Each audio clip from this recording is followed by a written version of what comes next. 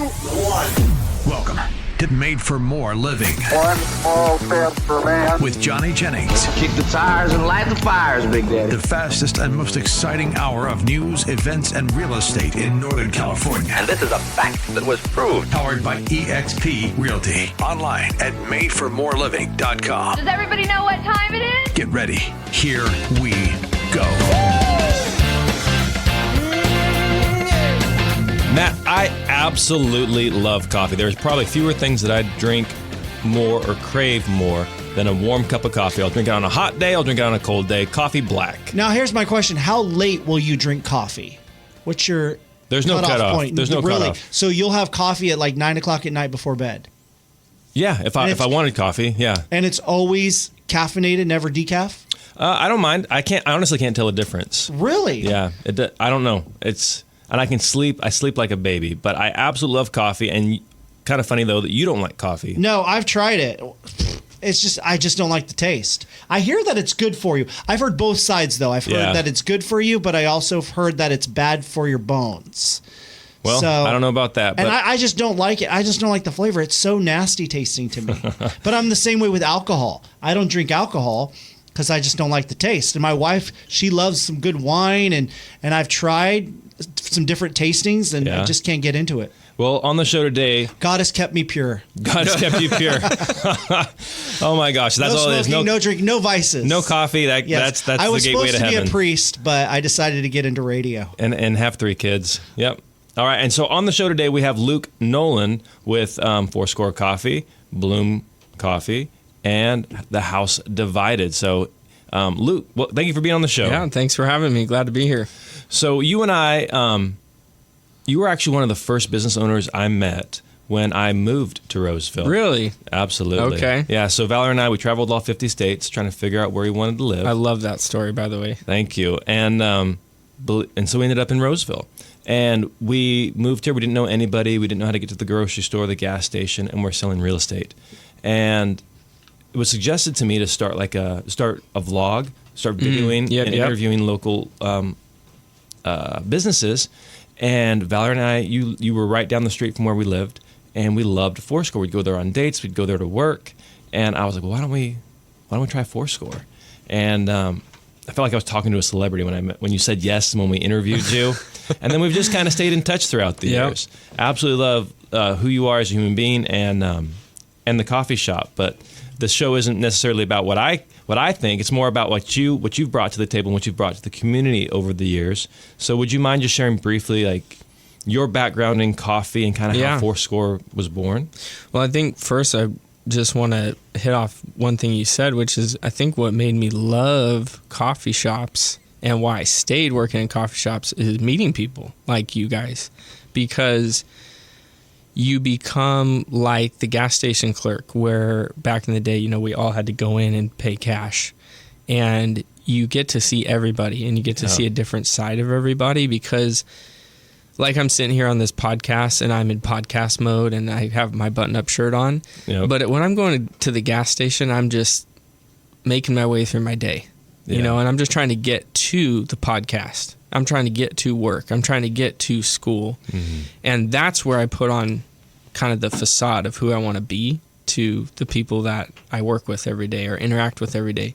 But when you see people at the gas station, at the coffee shop, at the grocery store, if you've ever run into someone at the grocery store that from a different circle, they're like in beast mode. I get my list, I got to get through this and get on with my day. Some of the girls are unrecognizable, like an animal. Because their face isn't on. Yeah, they're just like, I got to get my stuff, And I see this, in people. But there's also a vulnerability that like people want to talk about what's going on with their day and sometimes prepare for what they're doing next. I'm on the way to an oncology appointment.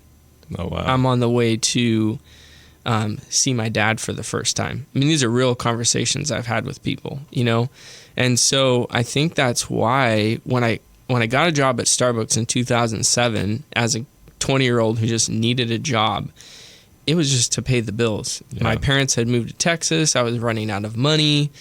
I was just living on my savings, first apartment with a good friend, and I just needed a job. And I walked into a Starbucks in shorts and a T-shirt, happened to be talking to the right person, and they said, come back tomorrow for an interview. And I put my button-up shirt on the next day, combed my hair, went in, did an interview, and barely got the job because I told them I wouldn't work on Sundays. And they really wanted people to work on the weekends. And I said, I'll work open to close Monday through Saturday, but I want to go to church on Sunday. And if you ever have an emergency, I'd be happy to work on a Sunday, but I don't want to be scheduled. Yeah. And so she said, well, I can't hire you. And Really? interview went on, and she said, okay, hey, I really like you, but like, don't tell people that you can't work on Sunday, because I tell everyone I won't hire them unless they work on Sunday. So go apply at Chick-fil-A. yeah, exactly. Yeah, you're at the wrong place. So Was this locally? Was this in yeah, the this is Sacramento at Wood area? Creek and Pleasant Grove by Wood Okay. Creek High School in Is this Roseville. Starbucks? At Starbucks. Okay. Yeah. Fast forward a year, 2008 crash hits, and every person coming in with a resume had a college degree. I didn't have a Wow. college degree. So you've been working there for about a year now. Working there a year, starting supervisor training, ended up becoming a supervisor, loved my time at Starbucks. But I realized, a college degree was not protection from being jobless, because Yeah. all these people were coming in saying, I really need a job. They couldn't get a job in the field they'd gotten a degree in because, our economy was in free fall. So I stayed there. I loved customer service. I loved talking to people. I homeschooled most of my life, so I spent a lot of time just with my family. So talking to hundreds of people a day who I didn't know was really intriguing to me. And That's that cool. moved me to the next coffee shop, and eventually ownership of my own shop in 2015. So it's 2015 when you opened Fourscore? 2015, yeah. So in February, we will hit our 10-year anniversary. So This is how pretty did- amazing. How did that happen? You're a kid in shorts and you're working at Starbucks. You have no savings. You're living in an apartment with somebody. How do you come to owning your own coffee shop? I think that what I've learned the most is that if you just stay in one spot and you have grit and determination and you keep putting down roots, that the nutrients will come to you, to use the root analogy. Yeah. And so, if you keep on pulling yourself up and moving yourself to a place where you have no roots, you can't grow.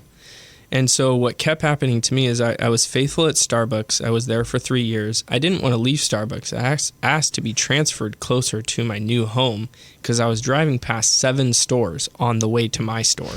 So I kept wow. asking my manager, hey, could I transfer to Fair Oaks closer to where I live now? And she would not do it because she was losing staff like crazy. She was making some mistakes. And so she didn't want to lose me. So I just quit, and which was a long story. But basically, I had a customer come to me and say, I'm opening an Italian restaurant in downtown Sacramento. I'm Italian. My uncle's flying in from Italy to do the tile, like Wow. Italian mosaic, and I want a real Italian espresso bar in this restaurant. And so I want you to be the barista because I think you're the best barista at this Starbucks. And I was like very honored to go help him open this place from scratch. So wrote the menu, wrote the recipes, was there on day one, training people, developing people alongside of him. He was developing me. I didn't see that at the time, but I Yeah. see it now. And I loved being at the ground floor of a restaurant, and that taught me a lot. When I opened my own place, I saw a lot of mistakes he made, bringing in family members for free and cutting hours of people who were paid staff, things like that, Yeah. that I said, okay, I'm never going to do that, And he was an amazing guy, and I loved working for him, but there were also things that I saw where I said, I don't think that's the way to do it.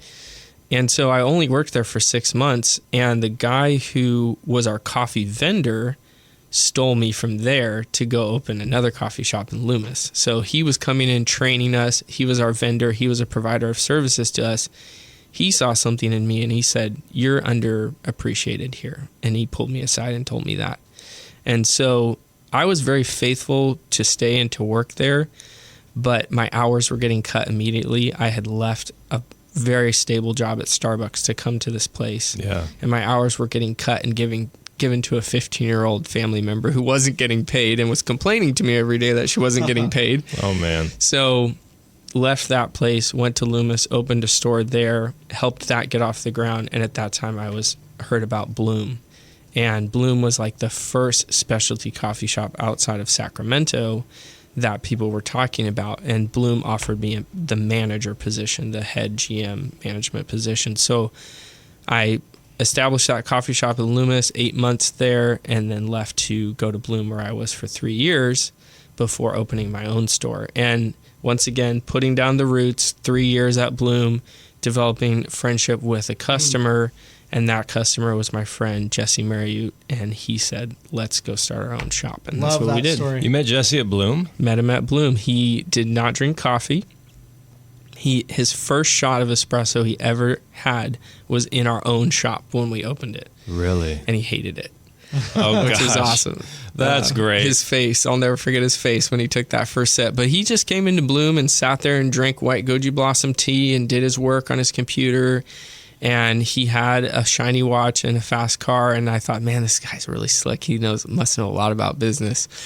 And he had done businesses and failed and had a lot of lessons, that he brought to our business that I never could have started without him. Yeah, no. For Jesse, I know just barely, right, compared to you, but he's a solid guy. Actually hanging out with him later tonight. Gonna go hang out with him. So am I. Oh, you're gonna be there? Yeah, I told him to invite you. Oh, well, thank you. Thanks for the invite, Luke. Yeah. Can I say something real quick? I thought I was cool. I texted him. I said, hey, I'm finally cool enough to get an invite. Now I know Luke invited me. Yeah. Johnny, let me see your watch. What do you mean? Your watch. Show it to me. My Apple the Watch? Apple Watch, And yeah. have you noticed his watch? Show Johnny your watch. Look at that. Casio. Like it's an old school 1980s Casio Okay, guys, watch. but here, Why- everybody thinks this is vintage. I got it on Amazon for like $8. Oh, okay. And that's what everybody should do. There It's you very go. effective. Yeah, it tells time. Although you know what's funny? Well, you I can't lost it, and I found it this morning on my way here, and I thought I was an hour late because I had lost it before the time change, and since time change You're like a week ago, I was like, "What? It's already 10 o'clock. The podcast is starting." But is it Bluetooth? No. Oh, my Can't gosh. get texts. No. Can't make calls. I know. Right. Johnny's plugged in, man. He's on the Doesn't have your toilet calendar answering on it. emails. Yeah. You never know. If you're getting a phone call or a text, you never know where I am. You never know. But I know. think you're a trendsetter. I think people are going to start wearing those old school Casio watches. It's kind of a thing that comes with the barista territory, is that they're like hipster, and My wife hipsters getting old though. my wife jokes that I'm an actual hipster because she's like, you actually are dirty, you're actually not cool, you're actually are doing things that nobody else is doing. And the hipsters that we all see on the news they're trying to be right. hipsters. Yeah. Yeah. You can't I try. just am accidentally screwing up. So Whatever you're doing well. all right, thanks. Mike, they say there are two guarantees in life: death and taxes. Yes, that's very true. But they're forgetting one. There's the guarantee from Johnny Jennings and the Tom Daves team at Made for More Realty. They'll give you at least 3 guaranteed cash offers on your home in as-is condition. Like they did for Sabrina. She wanted a cash offer on her home, so they brought her a dream offer. She accepted it and was even able to stay in the home after closing so she could make a smooth move to her next house, which they helped her buy. Yeah, and there is something special about using Johnny Jennings and the Tom Daves team at Made for More Realty because they have an entire team to make your home buying process as easy and simple and stress-free as it can be. And if you choose to go with the cash offers, you don't even got to do all the showings and have strangers walking through your house, none of it. Plus, you get on average a 3% higher purchase price, and they will sell your home 27% faster than other realtors. So, you expect more? Get more with Johnny Jennings and the Tom Daves team at Made for More Realty. Just Google Made for More Realty today and get more for your home. License number 198-2171. This is Made for More Living with Johnny Jennings, powered by eXp Realty. Online at madeformoreliving.com. So we are on the show today with Luke Noland with Fourscore Coffee, but that's not all you own, right? That's not your only business. You mind sharing a little bit about your other businesses? You want me to give up all my secrets? Are these secrets? Well, Do you sell it's kind Avon of secret. on the side? Yeah, exactly. I thought I That's how I noticed a paid car for in that the boat parking lot that had the Avon sticker on it. and my face, just with a big thumbs up. Yeah. And a suit. So you got Fourscore. Yeah, so we have the coffee shop, and during COVID, we reconnected with Bloom. So I left Bloom as an employee to start Fourscore, And during COVID, a lot of coffee shops suffered pretty bad. And we heard that Bloom was going through some tough times. They had just done a big remodel right before COVID. Yikes. So they had already been closed for months for their remodel. And then they reopened, maybe like a year afterwards, COVID hits. And suddenly, they're in the tank. And so my wife and I met in front of Bloom for a job interview. She was interviewed. You met Jesse at Bloom. I met Jesse. You met your wife at Bloom. Yeah. So it was really special to us, Yeah. And so when we heard that there was a chance that they might go out of business or sell, or just that they were going through a tough time, I don't really know what was going to happen. We reached out to them, and I met with my old boss, and I said, hey, Mark, love you guys, love Bloom. You guys poured so much into me, taught me a lot. I'm thriving in the midst of COVID because God has given me the wisdom to pivot and do these things, and our sales are going up, not down. Wow. And so I hear what's going on at Bloom. I go in there as a customer. I see the environment. I see the people, no life in the place, and I want to help. And he was like, done deal. What do we need to do next? So in 2021, in the fall, I jumped in as a consultant for them. And that was my first real consulting gig. Every time it was just like, hey, can you help me with this? Can you help me with that? Yeah. This is the first time I invoiced somebody. And it just worked out beautifully. They had a manager who had been there 7 years ever since I left, and she was totally burnt out. She had given her heart and soul to Bloom again and again. She had had run-ins with the owners. She'd had run-ins with customers during COVID that just exasperated her, And so she said, hey, if you're going to be here, I'm going to step away because I know Bloom's in good hands. And so just like me, she wanted to see it continue. And that was part of the reason she was holding on and not leaving. And it's crazy in coffee. A lot of people do that. They hold on too long. My dad had this saying in wrestling, position over grip. Sometimes you have a good grip on the other guy, but you're not in a very good position. And sometimes coffee people can get really emotional and they keep a grip, but they don't have very good position. And so a lot of people who come up in coffee, they want to own their own coffee shop. They want to be in coffee for the rest of their life, but they're not in a really good position to do that. They're just holding on to a thing that they love and that they really want to keep doing. And so I saw her doing this and I said, hey, go. I got it. We're going to be fine. And sure enough, we took them from about $35,000 a month in sales to a year later, they were doing $75,000 a month in sales. Wow. What do you attribute the growth to? A lot of it was just saying goodbye to COVID, taking down the plexiglass, being kind to customers again, taking the masks off and saying, hey, we don't need to do this anymore, because we were way outside of the restriction period. It was just, some people were just still holding on to that mentality. And so we had to let it die, and it had to start behind the counter, not in front of the counter. And, there was a lot of stories I'm sure everybody heard of confrontations at Costco and this and that. And those things were happening, in little coffee shops and stuff. People were yelling at us. People were yelling at each other. And so to have to be the arbiter and to have to be the mediator and to have to be all these different things, it was too much for a barista getting paid $15 an hour. And so a lot of them pieced out and said, I'm done. Yeah. So at one point they had gone down to only 2 people employed there. And now they have 16. So it's like just drastic, understaffed. And so we just kind of just said goodbye to some of that stuff, and we just started, bringing back up the culture that had been there before. And so now it's thriving. And Bloom is really special because it has a full kitchen, and so they can do food. So it's more like a restaurant cafe. And so one of the things we did was rebranded it from Bloom Coffee and Tea to Bloom Coffee and Kitchen, and started focusing a lot more on the food. And that's where we're really kicking it. So you came in as a consultant in 21, helped grow them, basically more than double their sales in a year. And then when did you transition into ownership? Yeah, so after about a year, I started talking to them about taking the reins back. And that's when the conversation of becoming managing partner opened up. And so in January of 2023, I became the managing partner. So bought in some ownership, and the guys it's always been kind of on the side for them. They have day jobs, they have other businesses. And so it was never something where they could just step behind the counter and serve the staff, serve with the staff. And so for them to have a partner who could do that was invaluable. Absolutely.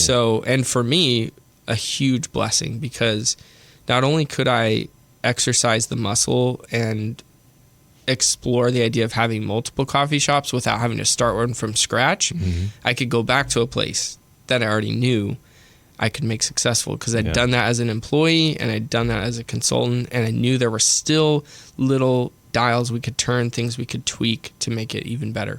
But that's not all, folks. So you have Foursquare, you have Bloom, and then you have House Divided. Yeah, so in 2017, my landlord at Foursquare started talking to me about taking on some more square footage behind our coffee shop. And I was just exasperated by my rent going up all the time. Yeah, I had already taken on more square footage, opened up a side room to create more seating. You guys still call it the library? The library, Yeah. Yep. So it's just a little kind of a side room. It's about another 1,000 square feet, kind of a more library feel with a lot of books, couches, booths. It's just really comfortable, good for studying, good for co-working, which is really big, now, and nobody goes to the office anymore. I can't tell you how many times people have walked out of the coffee shop and I hear them say, "Does anybody work anymore? That place is packed," And that's just a funny thing people like to say. And then he said, "Hey, I have this 800 square foot thing on the back. It's kind of a separate building, but it's attached and there's a door. And I've built this bar, but I don't want to run a bar. And would you run a bar?" And I said no. And the next year I said no. And then the next year I said no. And then I was 3 weeks away from being month to month on my lease, because he would not meet with me to negotiate renewing my lease. And I said, "Hey, Richard, I really would like to get another 5-year lease because I have this thriving business. I don't want to be month to month." And he said, "Well, have you thought about that bar anymore?" He just wouldn't let it go. He would not let it go. And so I had a come to Jesus talk with him. I went to his house. You had to come to Jesus talk about the bar. Yeah, we went and sat next to his pool, and he made me a hamburger on the barbecue, and he treats me like his son or his grandson, which is really cool. And I think that that's part of the blessing that I've seen there, is like when you have somebody who takes you under their arm, don't push that off. Don't be like, "Hey, I don't need your help. I don't need your mentorship," but rather press into that and say, "Okay, what do you see for me? Because I don't see what you're seeing." And he said, "You could do this, and you could do it really well." And so we took over this space from him in 2021, and we started painting it, putting up new fixtures, developing an idea of what this business would look like, and we opened up this tiny bar behind the coffee shop. He had the liquor license. He had everything that we needed to say yes. Had he just been sitting on the liquor license? Or? Yeah, so when you get a liquor license, you have to start using it within 30 days unless your building's under construction. So every, 3 months or 6 months, you have to file a piece of paperwork that says we're still under construction. So that's what he'd been doing, and it was true. He was just doing it really slowly. And so in the end, we transferred the license from him to us, and we signed a lease, and now it's a thriving separate business that operates Tuesday through Saturday in the evenings, 6 to 11, and we serve just basic cocktails, and we are not pretentious. We're not over-the-top mixologists. We just approach it the same way we did with coffee, which is we're going to have a great product at an approachable price, and we're not going to be snobby about it, because I saw a lot of coffee shops be really snobby and drive people away. Yeah. And you see that even more to the nth degree with bars. And so we just wanted to have a place where you're not here to get drunk, you're not here to party, you're here to come, with someone that you love or someone that you want to get to know and have a drink or two and have a good environment. It's a mature bar. Very much I think that's a good word to describe it. But it's not your typical bar either, right? Why do you say that? It's kind of got the speakeasy vibe. Yeah. It's hard to find. It's in an alley. It's got a nondescript door. My GM, Jason, and I, who ironically, Jason was my assistant manager at Starbucks. So he was the guy that I met when I was in shorts and a t-shirt who said, "Come back tomorrow for an interview." And he was my boss at Starbucks. Wow, full circle there. Yeah. So in 2021, he came to me and he said, "Hey, I've some life circumstances. I'm looking for a job. Do you know anybody? Because he just knew I was involved in the business community, just know people from the church community, etc. Mm-hmm. And I said, well, I'm thinking about opening this bar. You want to do it with me? And he said, well, I don't want to be your partner, but I'll be your top dog. So that's what he's been for the last 2, almost 3 years now. Got it. And so, Yeah. but Valerie and I have been to House Divided a number of times. You've had some smaller events there. Yeah. And We've had a lot of fundraisers, which is awesome. so if somebody wants to use it, how does, like, if they want to, are they able to rent it out or? Yeah, so we're on both the coffee shop and the speakeasy bar are on an app called Peerspace, Peer. And you can find us on there really easily if you just search in the Roseville area. There aren't many venues available in that area, which I think has driven a lot of business our way. But it's an easy way to, like, have a baby shower, have a birthday party. We've had a lot of people do a speakeasy themed party. So they want to dress up, they want to, pretend like they're in the 20s, and we put on the Roaring 20s music, and it's a lot of fun. It's a really good vibe for that. And then some people have had just, like boards of nonprofits have had meetings there and just like talk to their staff. And so it could be whatever you want it to be. And we're closed a lot because we're only open in the evenings, and we're closed on Sunday and Monday. So it provides even a place in the morning and the afternoon where people can meet and talk. I love the space. It's a great Thank space. And my wife gets all the credit for the way that it looks and feels. She does a great job. Does she do your newsletters as well? Like the emails? Yeah, she does almost all the emails. I like opening them. Do they make you laugh? Well, they make me chuckle, like the different we try to be as cheesy stuff. as possible. Well, over the top cheese, but they're aesthetically like beautiful. Yeah. Like I love the green. We got some crap a week ago because we did passwords that were, the first password was vote. So we're open on Tuesday is our first day open for the week. So we didn't know how the election was going to go, but we made our password vote on Tuesday. Okay. The next day we made Patriot. So no matter who the winner was, the password was going to be Patriot. Yeah. But we got a little bit of flack because people thought we were referring to the winner as the only Patriot. Well, Yeah. he does have a following called the Patriots. Oh yeah, that's true. But all of us should be Patriots. Yeah. Red, white, or blue. I should. agree. Red, white, or blue. I love that. But one of my favorite things about the House Divided is that buffalo. Yeah. I love that you buffalo. You named the buffalo. Yeah, thank you so much for letting me do that. Yeah. Bix the buffalo. Yeah, But- some little kids asked me the other day, what's the name of that buffalo? Yeah.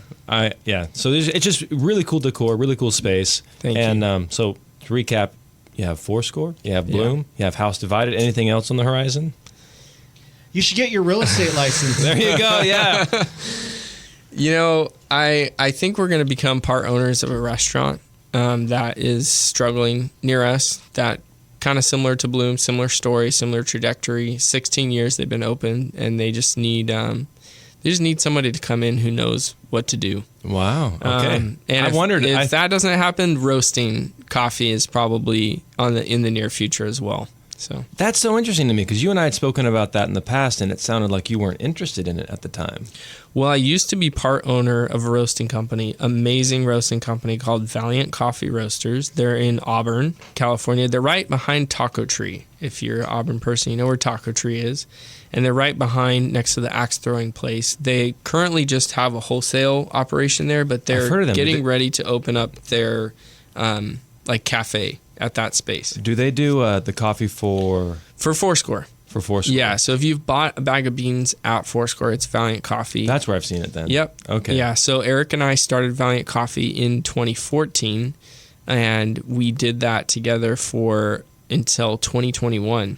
And then he wanted to open up a Valiant Coffee shop, and we just both had talked for years about the confliction between the Valiant brand and the Fourscore brand. When we started Fourscore, we invited him to be a part of that, but he was having his first kid, and it just seemed like a lot of extra to add on starting a new business, which I totally understand. And so he decided not to be a part of Fourscore, and so he wanted to go and just do Valiant, and him and his wife have just totally thrived doing Valiant and growing that. Okay. And we serve their coffee, and they serve their coffee at a lot of great shops in the greater Sacramento area. Is it just shops, or are there restaurants that they serve as well? There are some restaurants too. Is Sienna one of them, or? I'm not sure, but I wouldn't be surprised. Okay, because Yeah. I want to say it is. At Because I Sienna? love the coffee at Sienna. Okay. Yeah. Yeah, the restaurants are starting to come around to not just having, a really low grade cup of coffee, but rather partner with a local. Like, why would you do that, right? You serve great local food, like locally grown food. You have local breweries, you have local wineries. Yeah. Why would you just buy Folgers and throw it in the thing? Because a lot of times is one of the last things people consume when they go out to dinner because they get coffee with their dessert. Yep. So it could be literally the last thing they put in their mouth before they leave. They finish the last bite of dessert, they take a sip of coffee. Head out the door. Yeah. Why would you want the last taste in their mouth to be bad? That's a really good point. But I'm with you. I wish churches in the area would have like Fourscore coffee or a local person, Yeah. rather than a big box name brand type of a Well, thing. along those lines, we just finished in October relaunching Bayside Blue Oaks Cafe. So Bayside Blue Oaks has a fully built out coffee shop cafe inside of their space. If you've never been there, it's really amazing. They're actually top rated on TripAdvisor in the Roseville area because they have this indoor play place for kids. So when it's rainy, when it's 110 degrees outside, you can bring your kids, and it's a great place to hang out. So they're serving your coffee now. Yep. At Blue They're Oaks. serving Valiant, so Valiant, we partnered okay. them up with Valiant. But we came in there for a month, and I was there from first service to last service on Sundays, just helping train their staff, get them ready to be able to be open more. They're about to relaunch being open 5 days a week. So right now they're still just open on Sundays, and I think on Wednesdays maybe. Any Check indication online. that they might do a Bayside Adventure? So Bayside Adventure is a little different because they have the school there. So there's a little bit of restrictions, that are for any school. And so they can't be open during the week and have people from the public coming on the school campus. But at least on Sunday, serve your coffee. Yeah, I don't know. I haven't been there in a while. Is that where you guys are attending? That's where Valerie and I go. Okay, yeah. Put a bug in their ear. Give them my number. Yeah, I will. I definitely will. Well, when we come back, we will be talking about the topic that we kind of breezed over at the beginning of this radio show, and that was putting down roots and how important that is. Because that is something that whether you're in coffee or whether you're in real estate, it's key. Important. Okay, Matt, it is no secret this time of year can get a little bit stressful because there's so much that you need to do. You're spending money left and right for friends, family, everyone coming over. And if you're trying to sell your home at this time, you just want it done easy. And that's what Sabrina wanted. So she called Johnny Jennings and the Tom Daves team, and she was able to get a cash offer for her home, a dream offer. She accepted it and was even able to stay in her home after closing so she could have a smooth transition to her next home, which Johnny Jennings and the Tom Daves team at Made for More Realty helped her buy. And that can happen for you. No need to do all those costly home repairs, getting your home staged and clean and organized, doing open houses. At least 3 cash offer guys for your home in as-is condition. It's happening to a lot of people. Why not you? Because you expect more, get more with Johnny Jennings and the Tom Daves team at Made for More Realty. Just Google Made for More Realty today and get more for your home. License number 1982-171. This is Made for More Living with Johnny Jennings, powered by eXp Realty. Online at madeformoreliving.com. So I was born and raised in a small town in Central California. That sounds like a country song. Los I Angeles. was born and raised in a small town. Yeah, or a John Mellencamp song. There small you go. town. Yeah, but my parents were very intentional about that. The reason why they were they wanted us to, like my brother, sister, and I, to be able to say that we were born and raised in a place. They wanted us to have have roots. It was very important to them. And fast forward, things change. Obviously, Valerie and I are no longer in Coalinga. We live in Roseville. But you mentioned earlier on the show the importance of putting down roots, and that is sometimes you need, if you're growing a plant and you're in a pot, sometimes that pot needs to be transplanted because the roots have outgrown it. Sure. And so this isn't necessarily great for everybody, but all too often I see people go shallow and they don't put down the roots. Like whether they're starting a coffee business, whether they're starting in real estate, like they think there's going to be this immediate success. It's not working out, so they're going to pivot to something that they hope is going to provide immediate success.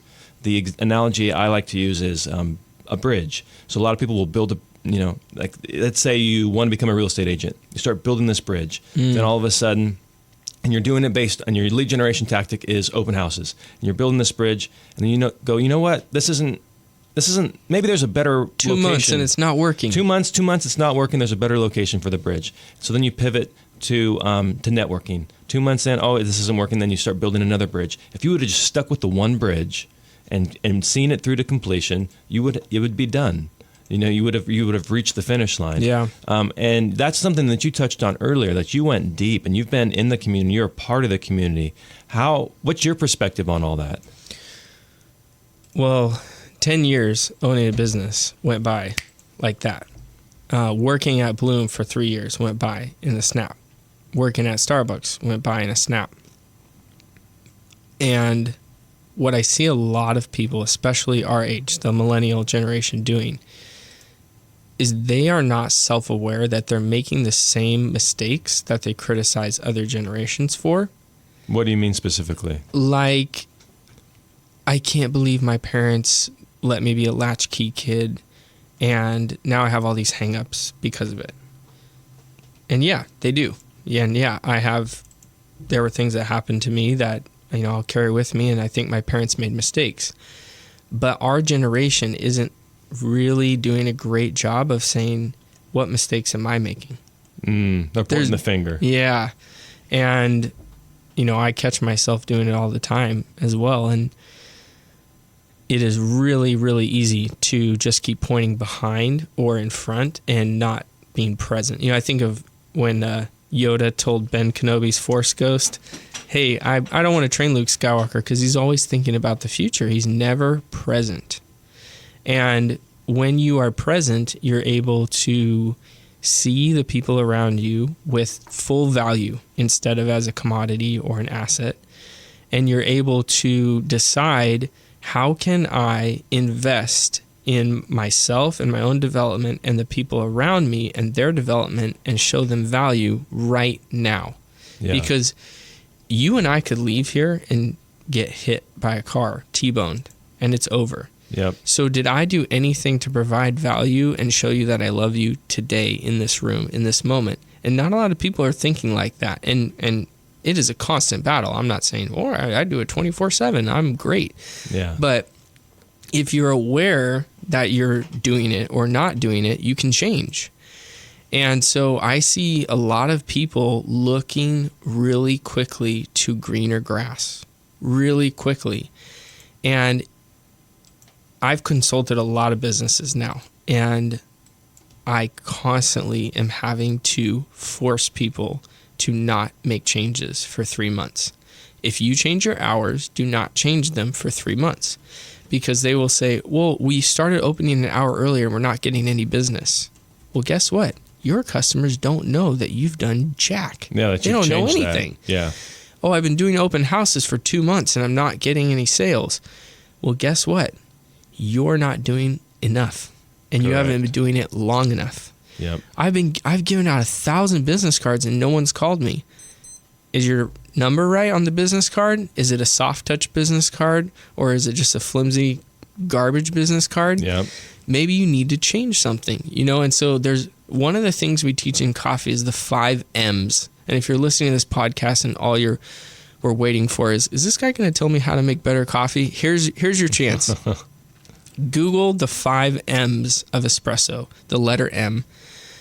And that is 5 Italian words that talk about the different things that make coffee good or bad. And they're all Italian words that start with the letter M. And the first one is mano, which means hand. And you always start with the hand of the barista. And it's, what am I doing wrong or right to make this coffee taste good? And everybody likes to jump to the other 4. Mm-hmm. One is the machine, one is the maintenance, one is the blend of the coffee. And so people like to jump to that.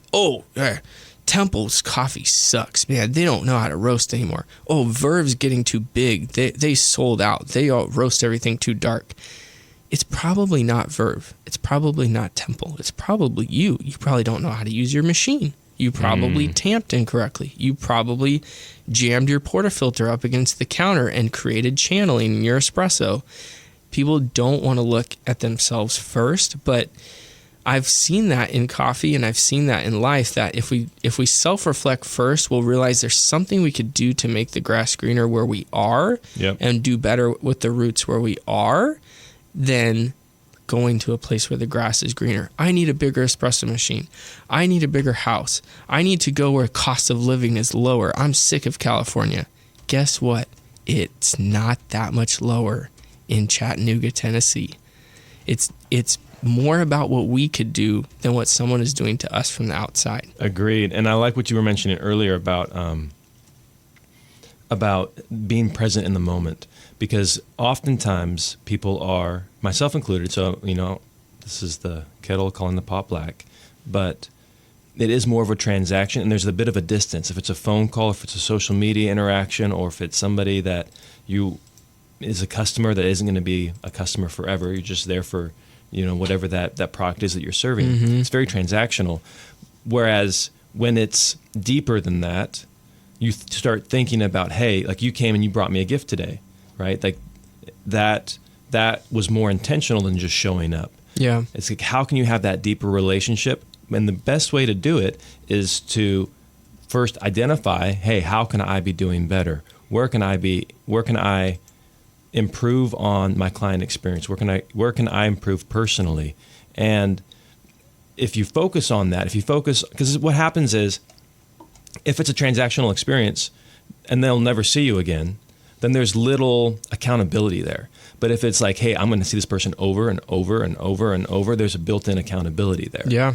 Because you're like, oh man, I'm going to see them at Thanksgiving. I don't want to be overly rude here, So if you approach business with, hey, I'm putting down roots, that I'm in here, I'm in this for the long haul, and I want them to have an experience that they will tell their friends about. Yes. And that I'll be proud the next time I see them, that I'm not going to be like embarrassed about, or there's going to be an awkward moment. Man, that is where all of a sudden it becomes a whole lot more fun also doing business. Yeah, you're building long-term relationships. And one thing I teach a lot of our young people who ask me for advice, or sometimes I give it unsolicited, is I say, hey, up there. You are building a relationship with a customer that could turn into something else. And I tell them the stories I told you guys, like, hey, someone could walk in here and say, oh, you just got your degree in marketing. I have a company and I need a marketing person. I see you here working hard every day, giving 100%. Will you come work for me? And that is how most people have left our place. Wow. Well, Luke, it's been an absolute pleasure having you on the show. Thanks for having me. Yep. Any final parting words? No. Go Fourscore, go Bloom. Yeah. And if you haven't, you got to check out House Divided. It's a really cool space. Thank you. Yeah. Mike, they say there are two guarantees in life: death and taxes. Yes, that's very true. But they're forgetting one. There's the guarantee from Johnny Jennings and the Tom Daves team at Made for More Realty. They'll give you at least 3 guaranteed cash offers on your home in as-is condition, like they did for Sabrina. She wanted a cash offer on her home, so they brought her a dream offer. She accepted it and was even able to stay in the home after closing so she could make a smooth move to her next house, which they helped her buy. Yeah, and there is something special about using Johnny Jennings and the Tom Daves team at Made for More Realty, because they have an entire team to make your home buying process as easy and simple and stress-free as it can be. And if you choose to go with the cash offers, you don't even got to do all the showings and have strangers walking through your house, none of it. Plus, you get on average a 3% higher purchase price, and they will sell your home 27% faster than other realtors. So, you expect more? Get more with Johnny Jennings and the Tom Daves team at Made for More Realty. Just Google Made for More Realty today and get more for your home. License number 198-2171. This is Made for More Living with Johnny Jennings, powered by eXp Realty. Online at madeformoreliving.com. Matt, I'm sure you don't know any other real estate agents, do you? No, not in this room right now. It's so rare to run into another realtor. Yeah, for sure. So You're being sarcastic, obviously. Obviously. Everyone and their brother knows someone. I think at least 10? That's the average is 10. Yeah. So when I'm meeting with sellers or meeting with people, they're like, "Oh, I know somebody." I'm like, "Well, I hope you do, because if you don't, then we got bigger problems, right?" Right. You should know at least 10 realtors. But what I've noticed over the years is a lot of realtors use the same lines. A lot of low grade realtors use the same type of terms, or they promise certain things, and as soon as I hear it, I'm like, oh my gosh, they were totally fibbing, right? Like what? So an example would be, These are realtors who are not experienced, or they're not successful, and they're kind of just they're hungry. They're hungry because they haven't worked with anybody in a long time. okay. They're So hungry, I would say or desperate. desperate. Gotcha. Desperate, or maybe even borderline unethical. Wow, So really? these Okay. are some lines where if you hear it, if somebody tells you this, you need to do some digging, because it might be genuine, it might be sincere, it might be true, but more often than not, it's a load of horse pucky. Oh wow. Okay, let's Right. hear it. So one of them would be, "Hey, I have a strong social media presence. Like I'll be able to find you off market deals. I'll be able to sell your house better because I have an Instagram account." Right. And a lot of people are giving credence to that. That sounds interesting. That sounds wow. Like wow. There's all these people who are looking at your Instagram, but how many sales? My follow-up question would be, okay, great. How many sales? Like what? Prove to me the number of sales you've gotten off your Instagram account. Because people are looking. So, for example, as of this recording right now, my Instagram account has engaged with about 50,000 people organically in the last 30 days. 50,000. How many sales have come from that? Right? That's not a whole lot. My Instagram does not deliver on a lot of sales. So if somebody's telling you, hey, they have a strong Instagram account, I doubt that person has more than 50,000 people, accounts that they're engaging with on a monthly basis. And if they have fewer accounts, then really how much sales are coming from it. Right. So obviously when they say that, pull out your phone, do a little checking right there while you're with them. Say, hey, Yep. I noticed you have about 800 followers on your Instagram. But even if they have a lot, like that's social media is a trap. That's 100% a trap. They're trying to sell you something that is irrelevant. Like I can't tell you how many people I've seen who have strong social media accounts. But then I look up their production, it's way below. So then what would you say is the benefit of having a strong social media? It benefits the engagement? agent. It benefits the agent and brand awareness. Okay, so it's brand awareness, but it doesn't actually sell homes. It does not help you if you're looking to buy or sell a house. Okay, why is that? Because it's like a billboard. It's like again, it's just brand awareness. It's not tactical. It's not the best. So That's not how people are searching for homes. No, and so a study was done recently, and it showed that statistically, just by posting, there's no statistical improvement or likelihood of generating business off of a post. Interesting. Like statistically irrelevant. Because you're right. I mean, if a family is looking for a home, their first thought is, well, let's go check Instagram and see what we can see what's available. No, they don't. So yeah, you might get a lot of brand awareness, but you're right. For people that are looking to buy a home or sell a home, it's not the first place they go to. But here's where that study got interesting. So if you're just posting, who cares? But if you are engaging with the people who are liking and commenting on the post, that's where all of a sudden social media can start becoming a useful tool. Yeah. But most people just post or they just comment back. Correct. But they're not calling those people. They're not direct messaging those people. They're not using the call feature on Instagram or Facebook Messenger to directly communicate with them. Because that takes time and resources. And if you're Exactly. all by yourself solo, you don't have the time for that. Nope. And so what's another line? So there's that one. There's the list of off-market properties. Hey, I have a list of off-market properties. Everybody, I think that's very popular. Some people even put it on their signs. Come by for a list of off-market properties. Mm-hmm. And so there are lists out there. Like we have a list of over 80 off-market properties. So it's a significant number.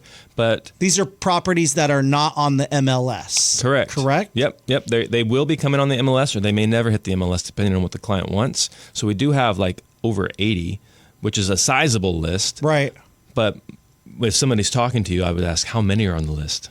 Right. Like, how many do you have? Like 2? I don't care about your 2. You know, you got one in Antelope and you got one in That's a list technically if it's more than one. But that's my point. So the whole idea behind this is like what's being said and what's reality. I have a lot of social media. I have an off-market list. What's the reality? And then I can get you a deal. Hey, I'm well connected. I can get you a deal. Like, these are things that you need to drill down on and quantify. Sure, because they seem enticing, especially if you're looking for a good deal. Hey, I've got the list of the off-market properties. I'm going to sell your home because I've got a strong social media presence. I've got all the hookups. It sounds enticing, but you can't be dumb. You got to be a savvy consumer. Yep. When it comes to this most important transaction of your life, do some digging. You got to do some digging. A lot of people say, hey, I have a database of buyers. Great. How many buyers? Like, what does this mean, a database? Like, at the Made for More team, we have over 15,000 buyers in our database. Okay, that's great. What are you going to do to reach them? Right. So what we'll do is we have a team of people who work for us. They will segment that list down based off bed, bath, location, price, and they will segment that list down, and they'll actually call those people. Like, is your typical realtor going to do that? No. And the biggest one that I know the agent is lying when I hear this, whether it's a property manager, whether it's another real estate agent, is when we have somebody that comes to us, like they've agreed to work with us to sell their home, and then they say, hey, you know what? I just ran into so-and-so. They said they have a buyer. When somebody says they have a buyer, instant red flags. Now, why? Because if you have a buyer, write the offer. I don't understand what the benefit is of talking about an offer. Like, you have a buyer. So this is a realtor who has not signed anything or developed a relationship with you. They are not your agent, but they're telling you they already have a buyer. So oftentimes these people have been interviewing other agents, and then they meet us and they agree to work with us. So they sign a listing agreement. And then they're going, oh, well, so-and-so said they had a buyer, or so-and-so said they had a buyer, or I might not work with you because this other person said they had a buyer. And as soon as I hear that, I'm like, well, shoot, why have they not brought this buyer to the table? Right. Like, what's holding? So again, drill down a little bit deeper on those one-liners. Specifically, my agent says they have a buyer. Okay, Matt, it is no secret this time of year can get a little bit stressful because there's so much that you need to do. You're spending money left and right for friends, family, everyone coming over. And if you're trying to sell your home at this time, you just want it done easy. And that's what Sabrina wanted. So she called Johnny Jennings and the Tom Daves team, and she was able to get a cash offer for her home, a dream offer. She accepted it and was even able to stay in her home after closing so she could have a smooth transition to her next home, which Johnny Jennings and the Tom Daves team at Made for More Realty helped her buy. And that can happen for you. No need to do all those costly home repairs, getting your home staged and clean and organized, doing open houses. At least 3 cash offer guys for your home in as-is condition. It's happening to a lot of people. Why not you? Because you expect more, get more with Johnny Jennings and the Tom Daves team at Made for More Realty. Just Google Made for More Realty today and get more for your home. License number 1982-171.